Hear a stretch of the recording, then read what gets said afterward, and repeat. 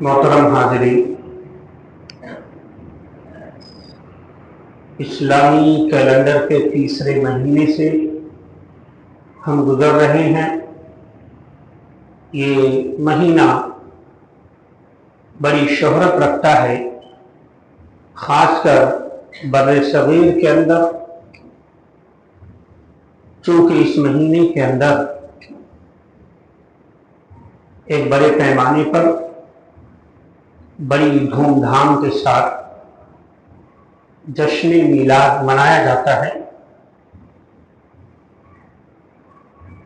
ایک سنجیدہ مزاج آدمی، ایک عقل و شعور رکھنے والا، جس کی سوچ یہ ہو، جس کی فکر یہ ہو کہ ہم مسلمان ہیں،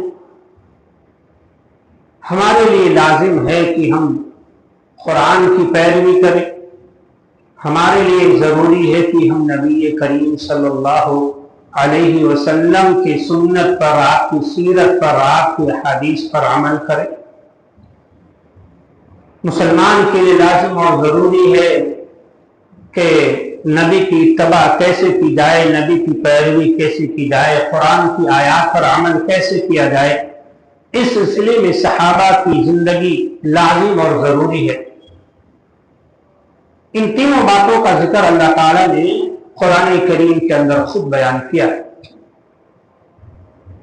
اے لوگو، اللہ کی فرما برداری کرو، رسول کی فرما برداری کرو۔ صحابہ کی سیرت کے بارے میں، صحابہ کے حوالے سے اللہ تعالیٰ نے بیان فرمایا، فَإِنْ آمَنُوا بِمِثْلِ مَا آمَنْتُمْ بِهِ فَقَدِ اهْتَدَوْا۔ اگر آپ یہ دیکھنا چاہتے ہیں کہ آپ جنت کے راستے پر ہیں یا نہیں ہیں، تو صحابہ کی زندگی کا مطالعہ کریں۔ اگر آپ یہ دیکھنا چاہتے ہیں کہ آپ حق پر عمل کر رہے ہیں یا نہیں کر رہے ہیں، تو ایسی صورت میں صحابہ کی سیرت کو سامنے رکھیں۔ اللہ نے ان کو آئیڈیل بنا دیا کہ نبی کی پیروی کیسے کرنی ہے، قرآن پر عمل کیسے کرنا ہے۔ بطور نمونہ اللہ تعالیٰ نے صحابہ کی زندگی کا ذکر کر دیا۔ فَإِنْ آمَنُوا بِمِثْلِ مَا آمَنْتُمْ بِهِ فَقَدِ اهْتَدَوْا۔ اگر قرآن پر آپ کا عمل صحابہ کی طرح ہوگا، نبی کی پیروی اگر صحابہ کی طرح آپ نے کی ہے، تب آپ شمار کیے جائیں گے کہ آپ ہدایت یافتہ ہیں، جنت کے راستے پر ہیں۔ اگر ان کے راستے سے ہٹ گئے، وَمَنْ يَتَّبِعْ غَيْرَ سَبِيلِ الْمُؤْمِنِينَ نُوَلِّهِ مَا تَوَلَّى وَنُصْلِهِ جَهَنَّمَ وَسَاءَتْ مَصِيرًا۔ اللہ نے دوسری جگہ پہ وضاحت فرمائی کہ اگر صحابہ کے طریقے سے ہٹ گئے تو ایسی صورت میں آپ جہنم کے راستے پر چل پڑیں گے، اور جب آپ صحابہ کے طریقے سے ہٹ گئے تو پھر جس بھی راستے پر آپ چلیں گے، میں اپنی رسی کو ڈھیلا کر دوں گا۔ نُوَلِّهِ مَا تَوَلَّى، میں دنیا میں رسی بالکل ڈھیلا کر دوں گا، چاہو جدھر تمہیں جانا ہے۔ جہاں تک رہی بات آخرت کی، وَنُصْلِهِ جَهَنَّمَ وَسَاءَتْ مَصِيرًا، مرنے کے بعد تمہارا حشر جہنم ہوگا، اور یہ بہت بری ٹھکانہ ہے۔ ایک مسلمان کو سوچنا چاہیے۔ ہمارے نبی صلی اللہ علیہ وسلم نے بڑا غور سے سنیے۔ آج تو حالات ایسے ہیں کہ ہمارے بھائی، ہم اور آپ جو بھی دین کے کام کرتے ہیں، حسد اور جلن میں کرتے ہیں۔ نہیں، یہ مسلک والا یہ کرتا ہے، تم اس کے اپوزٹ میں کریں۔ سب سے بڑی پریشانی، سب سے بڑی آفت اس امت کی یہی بن چکی ہے۔ دین کہاں سے پھیلے گا؟ بھائی، سب کا مرکز قرآن ہے، سب کا مرکز نبی کا فرمان ہے، سبھی کا مرکز صحابہ کی سیرت ہے۔ تو جو بھی مسئلہ قرآن کی بات کرے، جس کے سامنے بھی قرآن کی دلیل آ جائے، حدیث کی دلیل آ جائے، صحابہ کی سیرت سے واضح ہو جائے، تو پھر وہ چیز ہمیں اپنانی چاہیے۔ اب ان ساری چیزوں سے واضح ہونے کے بعد اب اگر کوئی کہے یہ مسلک والے اس پر عمل کرتے ہیں، تو یہ عقل مند اور دور اندیش اچھے انسان کی نشانی اور علامت نہیں۔ آج کل لوگ حسد کی بنیاد پر قرآن و حدیث پر عمل کرتے ہیں.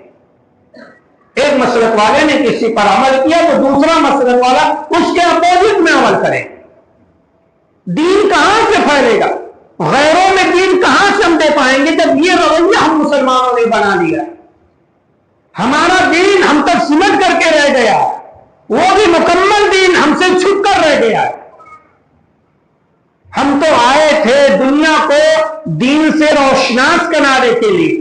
ہمیں تو اللہ نے بھیجا ہے دنیا والوں کے سامنے، دشمن دین کے سامنے نبی کی صحیح تعلیم رکھنے کے لیے.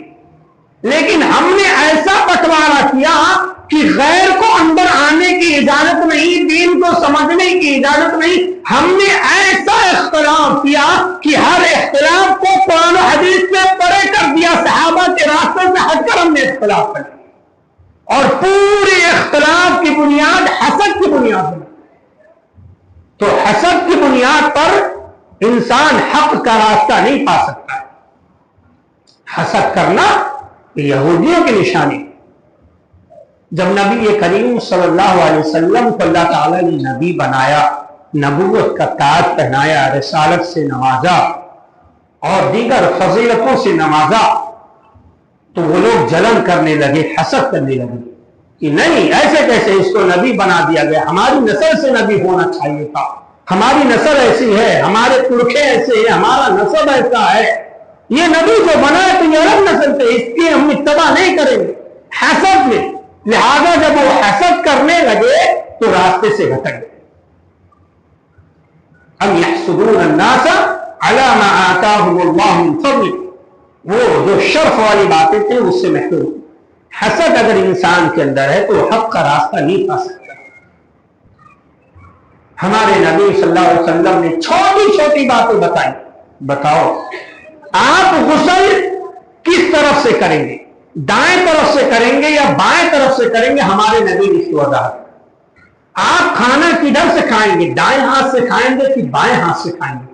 ہمارے نبی صلی اللہ علیہ وسلم نے اس کی وضاحت کر دی.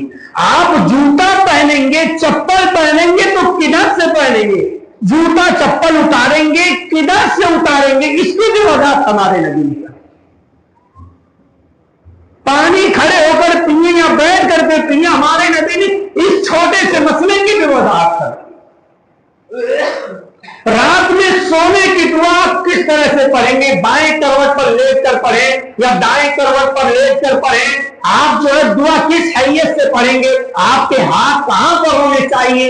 اللہم بسمک اموت واحیا، یہ سونے کی دعا پڑھتے سمے کہاں پر ہمارا ہاتھ ہونا چاہیے؟ ہم کس کروٹ پر ہو کر کے یہ سونے کی دعا پڑھیں؟ ہمارے نبی نے یہ چھوٹی سی صورت کی بھی وضاحت کر دی. یعنی انتہائی چھوٹی سی چھوٹی چیز پر بھی ہمارے نبی نے رہنمائی فرمائی ہے. لیکن اتنا بڑا مسئلہ جشن عید میلاد النبی، اتنا بڑا مسئلہ ہمارے نبی سے رہ گیا، نعوذ باللہ. آپ نے اس کی وضاحت نہیں کی. ابو بکر جشن میلاد منانے سے محروم رہ گئے. ابو بکر، میرے عزیز ساتھیوں، میرے بھائیوں، میرے عزیزوں، ذرا دل سے سوچو، دین وہی ہے جو رب نے نازل کیا، دین وہی ہے جو مصطفیٰ پر نازل ہوا ہے، دین وہی ہے جو صحابہ کی سیرت میں موجود ہے. اس کے علاوہ اگر کوئی اس راستے سے ہٹ کر کہتا یہ دین ہے تو وہ دین نہیں ہے، دین میں زیادتی.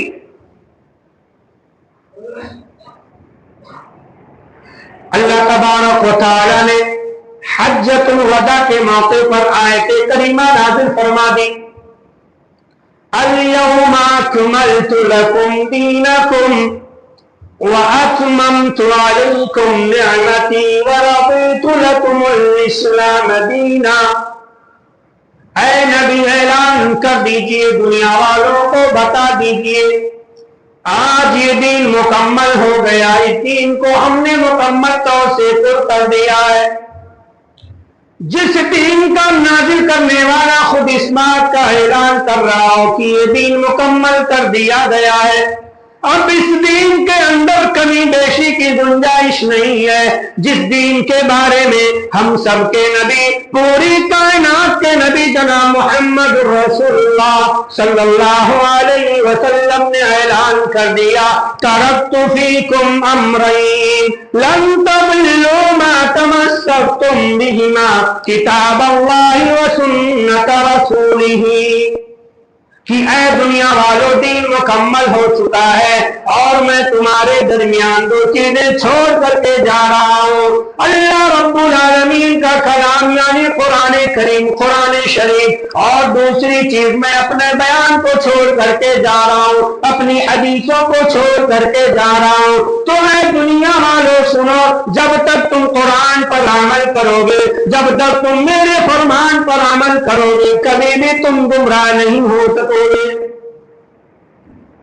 جس دین کو نازل کرنے والے نے بالکل بات واضح کر دی ہو کہ یہ دین مکمل ہو چکا، جس پر یہ دین نازل کیا گیا، جس نے اس بات کی وضاحت کر دی کہ قرآن و سنت میں ہی جنت کا راستہ ہے، قرآن و سنت میں یہ پورا دین سمٹ کر کے موجود ہے، آج اس امت کو کیا ہو گیا ہے، اس نبی کے کلمہ پڑھنے والوں کو کیا ہو گیا، یہ دین کہیں اور تلاش کرتے ہیں، یہ دین نبی کے فرمان میں تلاش نہیں کرتے، یہ دین اپنی عقلوں پہ تلاش کرتے ہیں، کہتے ہیں نہیں ہمارا دل تو کہتا ہے کہ یہ بھی دین کا حصہ ہونا چاہیے۔ میرے عزیز ساتھیوں، دل کا فیصلہ شریعت کے اندر شمار نہیں کیا جائے گا، آپ کا دل مانے یا نہ مانے، آپ کے دل کے مطابق نبی کا فرمان ہو یا نہ ہو، آپ کا دل آپ کو مبارک ہو، اگر آپ کا دل اللہ کا فرمان ایکسپٹ کر لے تو آپ کو کہا جائے گا آپ مسلمان ہیں،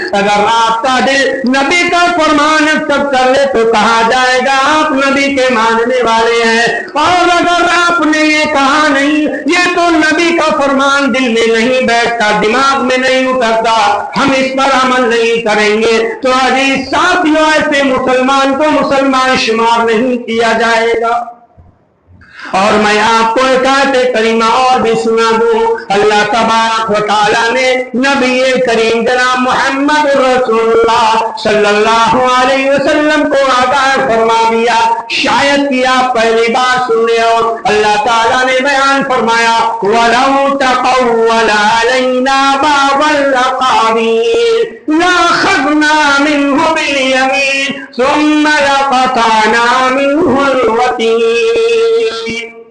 اے نبی، اس دین کو نازل کرنے والا میں، قرآن کو نازل کرنے والا میں، یہ دین میں نے آپ کے اوپر نازل کیا ہے، لیکن یہ وضاحت میں آپ کے لیے کر دیتا ہوں، اگر آپ دین کے اندر اپنی جانب سے کوئی بات کہیں گے تو میں آپ کے شہرد کو کاٹ ڈالوں گا۔ دین کیا ہے؟ وَلَوْ تَقَوَّلَ، تقولہ کے معنی ہوتے باتیں اپنی جانب سے گھڑنا بنانا، اور یہ آیت کریمہ کسی اور کے بارے میں نازل نہیں ہوئی، یہ آیت کریمہ خود نبی کریم صلی اللہ علیہ وسلم کے بارے میں نازل ہوئی۔ وَلَوْ تَقَوَّلَ عَلَيْنَا بَعْضَ الْأَقَاوِيلِ، اے نبی اگر آپ نے ایک بات بھی اسلام میں اپنی جانب سے داخل کر دیا، لَأَخَذْنَا مِنْهُ بِالْيَمِينِ، تو میں داہنے ہاتھ سے پکڑوں گا، لَقَطَعْنَا مِنْهُ الْوَتِينَ، میں آپ کے شہرد کو کاٹ ڈالوں گا۔ اتنی بڑی دھمکی کس کو دی جا رہی ہے؟ اللہ کے رسول۔ سوچیں دین کیا ہے؟ کوئی عمل کرنے سے پہلے اگر آپ کا یہ دعویٰ ہے کہ یہ دین کا عمل ہے، یہ عبادت ہے، تو اس عبادت پر قرآن سے دلیل موجود ہونی چاہیے، حدیث سے دلیل موجود ہونی چاہیے، صحابہ کے سیرت سے دلیل موجود ہونی چاہیے، اس کی اصل شریعت کے اندر موجود ہونا چاہیے۔ اب لوگ کہیں گے یہ گاڑی گھوڑے بننے بھی تو یہ بدعت، اللہ کے بندوں یہ گاڑی ہم عبادت اس کو نہیں کہتے، کس نے کہا موٹر سائیکل عبادت؟ کس نے کہا بیوی سے کھانا مانگنا ہم اس کو شریعت شمار کرتے ہیں؟ عبادت اس کو کہا جاتا جو یہ سمجھ کر عمل کرے کہ اللہ کا یہ فرمان ہے، نبی کا یہ فرمان ہے، شریعت نے یہ کام کرنے کا حکم دیا، اس کو عبادت کہا جاتا ہے۔ شریعت سازی کا حکم کسی کو نہیں، شریعت میں نئی چیزیں پیدا کرنے کی اجازت کسی کو نہیں، یہ شریعت مکمل ہو چکی ہے۔ اسلام میں ہمارے نبی نے چھوٹی سی چھوٹی چیزوں کی رہنمائی فرمائی، اللہ اکبر۔ اتنا بڑا جشن میلاد اللہ کے رسول سے رہ گیا، استغفر اللہ۔ حجۃ الوداع کے موقع پر ارے اے مسلمانوں سوچو، حجۃ الوداع کے موقع پہ بعض روایتوں سے یہ بات ثابت ہے کہ صحابہ کی جماعت جنبے غفیر کی بالکل ایک صحابی وہاں پر موجود تھا۔ پورے صحابہ سے آپ نے کہا ہے میرے صحابہ بتاؤ، کیا میں نے یہ دین مکمل طور سے تمہیں پہنچا دیا؟ کوئی چیز میں نے تم سے تو نہیں چھپایا؟ سارے صحابہ نے کہا اے اللہ کے نبی آپ نے پورا دین ہم تک پہنچا دیا ہے۔ اللہ اکبر، آپ نے پورا دین پہنچا دیا، اللہ اس پر گواہ ہے، مکہ کی زمین اس پر گواہ ہے، صحابہ کی جماعت اس پر گواہ ہے۔ پھر یہ کون سی کتاب میں کس جگہ پر جشن میلاد چھپا رہ گیا؟ اللہ اکبر، ذرا غور کریں، آپ نبی پر کیا کہہ رہے ہیں، نبی پر آپ کیا الزام لگا رہے ہیں؟ اگر آپ یہ کہیں کہ نبی کریم صلی اللہ علیہ وسلم نے جشن میلاد ہم تک پہنچایا ہے تو اس پر دلیل ہونی چاہیے، اور آپ کے پاس اس پر دلیل نہیں، اور اگر آپ یہ کہیں کہ نبی نے ہم تک نہیں پہنچایا تو گویا کہ نبی نے خیانت کی ہے رسالت میں، نبی نے اللہ کا دین مکمل نہیں پہنچایا ہے، نبی نے شریعت کے ساتھ کھلواڑ کیا، نعوذ باللہ من ذالک۔ ایسا عقیدہ ایک مسلمان کا نہیں ہو سکتا۔ مسلمان کا تو عقیدہ یہ ہے، مسلمان کا تو ایمان یہ ہے کہ نبی کریم جناب محمد رسول اللہ صلی اللہ علیہ وسلم نے شریعت کے ایک ایک حرف کو امت تک پہنچا دیا، کوئی چیز آپ نے نہیں چھپایا ہے۔ میلاد النبی کے متعلق بقیہ باتیں ہم نے محمدیہ مسجد کے اندر بیان کیا تھا۔ لوگ دلیل دیتے کہ یہ اللہ رب العالمین کا بہت بڑا احسان ہے، بہت بڑی نعمت ہے آپ کی پیدائش، یقیناً نعمت ہے۔ اللہ نے خود سورہ آل عمران میں اس کی وضاحت فرمائی، لَقَدْ مَنَّ اللَّهُ عَلَى الْمُؤْمِنِينَ إِذْ بَعَثَ فِيهِمْ رَسُولًا مِّنْ أَنفُسِهِمْ۔ اے دنیا والوں سنو، تمہارے رب نے تم مومنوں کے اوپر بہت بڑا احسان کیا، اس نبی کو تمہارے درمیان بھیج کر کے۔ اللہ تبارک و تعالیٰ نے اس نبی کو بھیج کر کے تمہارے اوپر بہت بڑا احسان کیا ہے۔ جی ہاں، اللہ تبارک و تعالیٰ کا یہ احسان بندے کبھی چکا نہیں سکتے۔ میرا بھی ساتھیوں، نبی کریم جناب محمد رسول اللہ صلی اللہ علیہ وسلم کو اللہ تبارک و تعالیٰ نے جس وقت مدینہ کے اندر مبعوث فرمایا، جس وقت اللہ تعالیٰ نے نبی کو مکہ کے اندر بھیجا، میرا بھی ساتھیوں، مکہ کی زمین قتل و خونریزی سے بھری ہوئی تھی، چھوٹی چھوٹی باتوں پر تلواریں نکل جایا کرتی تھی، کوئی کسی کا دوست نہیں ہوتا تھا، کوئی کسی کی بات برداشت کرنے والا نہیں تھا، باپ بیٹے کا ادب نہیں کرتا تھا، بیٹا باپ کا احترام نہیں کرتا تھا، ماں بیٹے کی عزت نہیں کرتی تھی، بیٹی اپنی ماں سے زبان درازیاں کیا کرتی تھی۔ جی ہاں، اس وقت مکہ کا نقشہ یہ عرب کنٹریز کا پوری دنیا کا نقشہ یہ تھا کہ لوگ اپنی بیٹیوں کو زندہ درگور کر دیا کرتے تھے، زندہ دفن کر دیا کرتے تھے، لیکن میرے نبی جناب محمد رسول اللہ صلی اللہ علیہ وسلم جب مکہ کے اندر آئے تو لوگوں کو اصول و ضابطے ضابطے بتائے، لوگوں کو جینے کا سلیقہ بتایا، لوگوں کو یہ کہا کہ یہ دنیا والوں سنو، ماں کا احترام ہوتا ہے، بیٹے کا حقوق ہوتے ہیں، بیٹیوں کے حقوق ہوتے ہیں، چھوٹے بڑے کا ادب و احترام ہوا کرتا ہے۔ اور اے دنیا والوں سنو، جن عورتوں کو تم زندہ دفن کر دیا کرتے ہو، ان عورتوں کو بھی جینے کا حق ہے۔ جن عورتوں کو پیٹ میں رہتے تم مار دیتے ہو، جن عورتوں کو پیدائش کے وقت گڈھے میں لے جا کر کے دفن کر دیتے ہو، اے دنیا والوں سنو، ان بیٹیوں کو بھی جینے کا حق ہے، انہیں مارنے کا اسلام اجازت نہیں دیتا ہے۔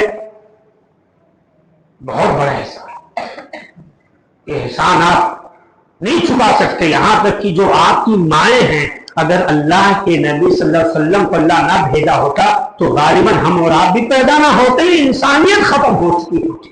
اتنا بڑا احسان۔ شراب اور کباب کی محفلوں میں لوگ ہوتے تھے، پروز زمانے جاہلیت کی تاریخ، اللہ نے بہت بڑا احسان کیا۔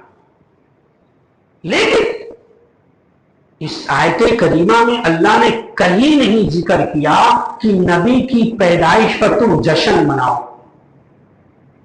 احسان ہے کہ اللہ نے آپ کو پیدا کیا، قرآن کی دولت سے مالا مال کیا، دین اسلام والا ہمیں بنایا، نبی کو پیدا کیا، مبعوث فرمایا، یہ اللہ کا بہت بڑا احسان ہے۔ لیکن اللہ نے یہ نہیں کہا نبی سے کہ اے نبی آپ اپنی میلاد کے دن، پیدائش کے دن جشن منائے اور صحابہ کو اس کا حکم دے۔ اگر اللہ کہا ہوتا تو ضرور نبی کریم صلی اللہ علیہ وسلم وضاحت فرماتے کہ لوگوں خوشی مناؤ، جشن مناؤ۔ پھر وہ دین کون سا جو قرآن میں موجود نہ؟ اللہ کہتا ہے کہ دین قرآن میں ہے، نبی کہتے ہیں قرآن و حدیث میں دین ہے، اللہ کہتا ہے صحابہ کی سیرت میں دین ہے۔ یہ تین ہی طریقے ہیں دین کے۔ اب یہ بتاؤ ہر انسان اپنی منمانی شریعت میں کیوں کر رہا ہے؟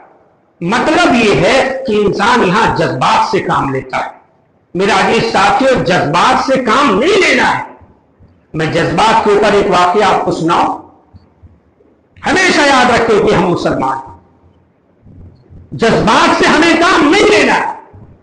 ہمارے جذبات بھی شریعت کے تابع ہونی چاہیے۔ حضرت ابو ہریرہ دیکھیے، لوگ جذبات میں آ کر کے شریعت کا سودا کر لیتے ہیں۔ اور پھر جو موجودہ خوشی ہے، یہ کوئی خوشی ہے؟ ارے ایک آدمی کا لوگ سالگرہ مناتے ہیں، آپ نے اپنے نبی کا سالگرہ منا لیا، دونوں تو برابر ہو گئے نا۔ پھر بھائی ایک عام انسان کی آپ نے سالگرہ منایا، برتھ ڈے منایا، پھر سال میں ایک بار آپ نے نبی کا جشن منایا، بتاؤ دونوں برابر ہو گئے کہ نہیں ہو گئے؟ عام آدمی کا لوگ جشن مناتے ہیں، برتھ ڈے مناتے ہیں، غبارے کھلاتے ہیں، پھوڑتے ہیں، پٹاخے پھوڑتے ہیں، دیوالی مناتے ہیں، جو بھی جیسی بھی شکل، لائٹیں، چراغاں، جو بھی شکلیں ہوں، شعر و شاعری کا دور ہو، جو بھی ہو، اللہ کے نبی کا بھی جشن اسی طریقے سے منایا جا رہا ہے۔ پھر ہمارے نبی میں اور عام انسانوں میں فرق کہاں رہ گیا؟ آپ خود کہتے ہیں کہ جو یہ کہے کہ نبی ہم جیسے ہیں وہ گستاخ نبی ہے۔ یہ بات تو آپ کے اوپر پلٹ کر آ گئی کہ آپ تو عام آدمی کی طرح نبی کا جشن منا رہے۔ بھائی لوگ اپنے برتھ ڈے میں، پھر اپنی شادی بیاہ میں ڈی جے بجا رہے، آپ بھی ڈی جے بجا رہے۔ پھر ہمارے نبی میں عام انسانوں میں فرق کیا رہ گیا؟ کچھ تو ہے میرے عزیز ساتھیوں جہاں ہم سمجھنے میں غلطی کر رہے ہیں۔ ہمارے نبی کی پیدائش پر ہر شخص کو خوش ہونا چاہیے، اور ایک وقت کے لیے نہیں، ہمیشہ کے لیے۔ آئیے جذبات کے اوپر میں ایک حدیث سنا دیتا ہوں۔ سیدنا ابو ہریرہ رضی اللہ تعالی عنہ بیان فرماتے ہیں کہ اللہ کے نبی صلی اللہ علیہ وسلم کے پاس میں آیا، میں نے اپنی والدہ کے بارے میں ذکر کیا، چلا گیا۔ ایک دن میں، اب بہت غور سے سنیے گا، لوگ کہتے ہیں جذبات، انسان کے جذبات بھی قرآن و حدیث سے تابع ہونا چاہیے۔ جذبات سے کھلواڑ شیطان بہت جلدی کرتا ہے۔ جذبات پہ کنٹرول کرنے والے لوگ، सैयदना अबू हुरैरा रज़ियल्लाहु ताला अन्हु कहते हैं, एक दिन मैं अपनी अम्मी से कहा, है अम्मी जान, दीने मोहम्मदी को कबूल कर लीजिए, ये देवी देवताओं की परस्तिश ना करिए, इनके इबादत ना करिए। सैयदना अबू हुरैरा रज़ियल्लाहु ताला अन्हु कहते हैं, जब मैंने अपनी माँ को दीन की दावत दी, मेरी माँ ने मेरे नबी को बुरा भला कहना शुरू कर दिया। जी हाँ मेरे अजीज साथियों, अबू हुरैरा रज़ियल्लाहु ताला अन्हु बयान फरमाते हैं कि मेरी वालिदा मेरे नबी को बुरा भला कहना शुरू कर दी। मेरे अजीज साथियों, जरा सोचिए, एक तरफ माँ खड़ी है, एक तरफ अबू हुरैरा के नबी जनाब मोहम्मद रसूलुल्लाह सल्लल्लाहु अलैहि वसल्लम है। माँ के बारे में अल्लाह ताला ने कहा कि ऐ लोगों, मेरी इबादत के बाद तुम अपने वालिदैन की खिदमत किया करो, उनके साथ अपने सलूक किया करो। अल्लाह तबारक व तआला ने अपने बाद वालिदैन का जिक्र कुरान करीम के अंदर किया है। मेरे अजीज साथियों, जिस माँ का मकाम ये हो कि अल्लाह रब्बुल आलमीन ने बयान फरमा दिया कि जिसकी माँ राजी नहीं, रब भी उससे राजी नहीं होगा। मेरे अजीज साथियों, एक तरफ ये माँ खड़ी है, दूसरी जानिब जनाब मोहम्मद रसूलुल्लाह सल्लल्लाहु अलैहि वसल्लम है। उस नबी के बारे में अल्लाह ने कहा, मैं रसूल फक़द अता अल्लाह, जिसने इस नबी की फरमाबरदारी कर ली तो गोया कि उसने मेरी फरमाबरदारी कर ली।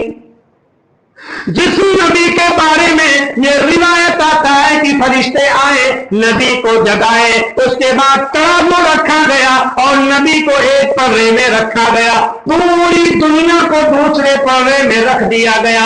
फरिश्तों ने कहा वजन करो, नबी करीम जनाब मोहम्मद रसूलुल्लाह सल्लल्लाहु अलैहि वसल्लम को वजन किया गया और पूरी दुनिया वालों को दूसरे पर्रे में रख करके वजन किया गया।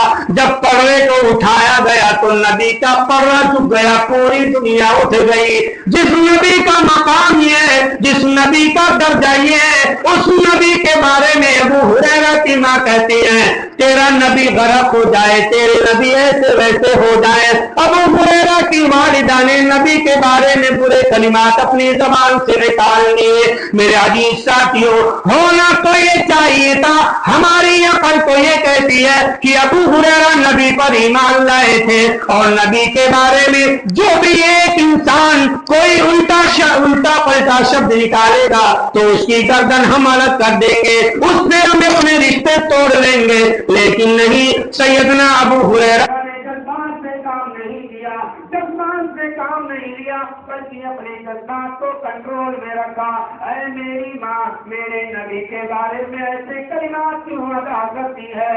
अबू हुरैरा रज़ियल्लाहु ताला अन्हु अपने माँ के कलिमात को सुनकर के नबी के पास आते हैं। ऐ अल्लाह के नबी, मेरी माँ मुशरिका है, अभी वो ईमान नहीं लाई है, मैंने जब उसे दीन की दावत दिया तो उसने आपको बुरा भला कह दिया। जज्बात से काम नहीं चलता है, हर चीज की एक वैल्यू है। आपकी अकल की वैल्यू अलग है, शरीयत का मकाम अलग है। अरे वो अकल है क्या जो कुरान को पीछे छोड़ दे? हम उस अकल को अकल नहीं मानते जो अकल नबी का फरमान पीछे छोड़ दे। आइए आखिरी बात मैं पेश करके अपनी बात खत्म करता हूँ। लोग जश्न मिलाद पर दलीलें देते हैं, कुरान करीम में सूरह यूसुफ की आयत शरीफा पेश करते हैं, कुल बिफज़्लिल्लाहि व बिरहमतिही फबिज़ालिका फलयफ़रहू। जब हम कहते हैं इल्म हासिल करो तो समझ में बात नहीं आती। अभी देखो कैसे गुमराह किया जा रहा है।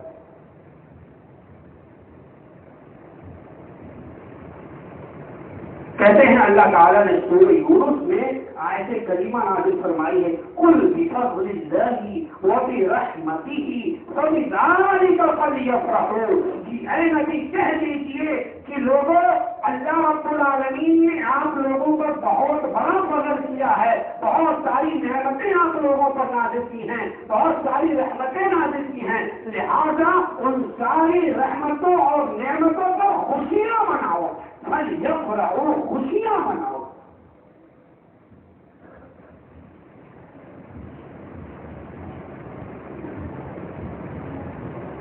عربی میں فرح یفرح کے معنی خوشیاں منانا نہیں ہوتا ہے، خوشیاں منانا نہیں، خوش ہونا ہوتا ہے۔ القاموس الوحید ڈکشنری ہے عربی کی، اس میں لکھا ہوا ہے فرح یفرح فرحا، باپ سمیت عربی کا فائدہ ہے، اس میں معنی خوش ہونا۔ فَلْيَفْرَحُ، اللہ تعالیٰ نے اے دنیا والوں آپ لوگوں پر اللہ نے بڑی نعمتیں نازل کی ہیں، بڑے فضل نازل کیے ہیں، ان ساری نعمتوں پر خوش رہو، خوش ہو جاؤ، خوشیاں مناؤ۔ تو ترجمہ تو بالکل غلط ہے، ایک بھی مفسر نے ایسا ترجمہ نہیں کیا، ایک بھی فقیر نے ایسا ترجمہ نہیں کیا۔ اور اگر خوشیاں مناؤ مان لیا جائے تو پھر سوال یہ ہوتا ہے کہ اس آیت کریمہ میں میلاد کا کہاں ذکر ہے؟ میلاد کا تو ذکر ہی نہیں ہے، اور اس میں کسی تاریخ کسی مہینے کا تو ذکر ہی نہیں ہے۔ بھائی جیسے نماز کا ذکر ہے نا قرآن میں، اب نماز کیسے پڑھیں گے، کون سی دعا پڑھیں گے، کب بیٹھیں گے، کب اٹھیں گے، نیت کہاں باندھیں گے، کیا طریقہ کار ہے، پوری تفصیل حدیث کے اندر موجود ہے۔ لیکن آپ یہاں پر عید میلاد ثابت کر رہے ہیں، تو یہ عید میلاد کی نہ تاریخ پتہ چل پا رہی ہے برابر، نہ اس کے طریقے کار ہیں، نہ اس کے آداب ہیں۔ دو عیدیں ہیں، عید الاضحیٰ عید الفطر، حدیث موجود ہے رمضان مکمل ہو اگلے دن عید مناؤ عید الفطر، اور عید الاضحیٰ کے بارے میں 10 ذی الحجہ کو عید الاضحیٰ منائی جائے۔ لیکن یہ عید ایسی ہے کہ جہاں پر نبی سے ایک بھی حدیث ثابت نہیں، یہ ترجمہ غلط کر کے امت کو بھٹکانے کی کوشش کی جا رہی ہے۔ اور 600 صدی ہجری تک مکہ سے مدینہ ہجرت کرنے کے بعد 600 سال تک میلاد کا وجود ہی نہیں تھا۔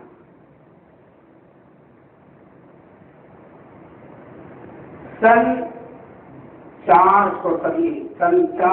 صدی ہجری کے اندر روافض غاری شیعہ تاریخی بات ہے، یاد کر رہے ہیں انشاءاللہ بہت کام دے گی چیز۔ فاطمی خلفاء جنہیں روافض بھی کہا جاتا ہے، شیعہ بھی کہا جاتا ہے، ان لوگوں نے 34 صدی ہجری میں 6 میلاد ایجاد کیے تھے۔ میلاد نبی، میلاد علی، میلاد حسن، میلاد حسین اور میلاد فاطمہ، میلاد حاتم وقت، ان لوگوں نے 6 میلاد 34 صدی ہجری میں ایجاد کی۔ اب انہیں کی دیکھا دیکھی ایک صاحب ہیں موصل شہر مصر کے اندر، عمر بن محمد ملا صاحب، بڑے متقی تھے اوپر سے، لیکن بہت بڑے مکار و دغاباز تھے، بڑے اللہ معاف فرمائے۔ تو انہوں نے ان کی دیکھا دیکھی جو ہے انہوں نے میلاد منانا شروع کر۔ اب ان کی دیکھا دیکھی اربن کے جو بادشاہ تھے مظفر ارمنی کا مستحی صاحب، انہوں نے بھی ان کی دیکھا دیکھی میلاد منانا شروع کر دیا۔ اس طرح سے آتے آتے 7ویں صدی ہجری کے شروع میں میلاد مسلمانوں کے اندر رائج ہو گیا۔ اب بتاؤ 600 ہجری کے بعد جو چیز آ رہی ہو وہ دین ہے، یا اس سے پہلے جو اللہ نے نازل کر کے معاملہ کلیئر کر دیا کہ جو قرآن میں وہی چیز ہے؟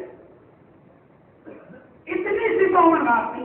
اور حیرت تو کب ہوتی ہے کہ جب لوگ کہتے ہیں کہ ہمارے امام نے جو کہہ دیا ہم وہی کریں گے، ہم نے کہا اس کو بھی مان لیا جائے۔ امام ابو حنیفہ کی ایک بھی کتاب اگر نہیں انہوں نے لکھی ہو، اور ان کی پوری سیرت میں آپ نہیں دکھا سکتے کہ امام ابو حنیفہ نے میلاد منایا ہو۔ امام احمد بن حنبل، امام شافعی، امام مالک، امام بخاری، امام مسلم، امام ترمذی، امام نسائی، امام ابن ماجہ، پیران پیر اور آپ کے عقیدے کے مطابق دستگیر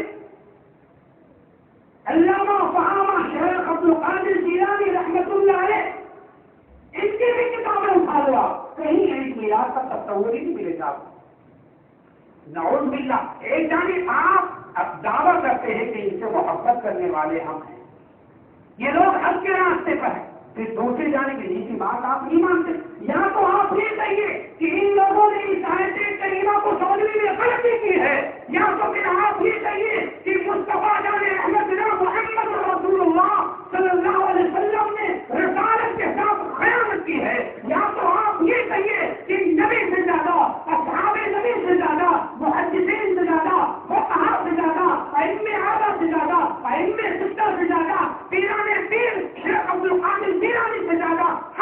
صحابی ہو گئے، یہ لوگ جو ہے کہ کریمہ نہ سمجھ پائے، ہم سمجھ لیں اس کا معنی ہوتا ہے یا پھر چلیے کہ ہم غلطی کریں،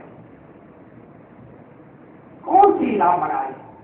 نبی کو لے جا کر کے لوگوں کے بعد وہ الگ بات ہے، آپ جو کام کر رہے ہیں اس میں فضول خرچیاں ہیں، وہ ساری کی ساری چیزیں الگ ہیں، وہ مسئلہ جانے دیجیے، لیکن آپ نبی کو ویلو کیا دے رہے ہیں، نبی کا مقام کیا دے رہے ہیں؟ سال میں ایک بار آپ جشن میلاد منا لیں، جو عام انسانوں کا جشن میلاد منایا جاتا اسی طریقے سے آپ منا لیں اور کہتے ہیں نبی کو ہم سب کو اوپر بتاتے ہیں۔ اللہ کی قسم، یہ نبی کے مقام کا احترام نہیں، یہ نبی کی شان کی گستاخی ہے، نبی کی شان کی توہین ہے۔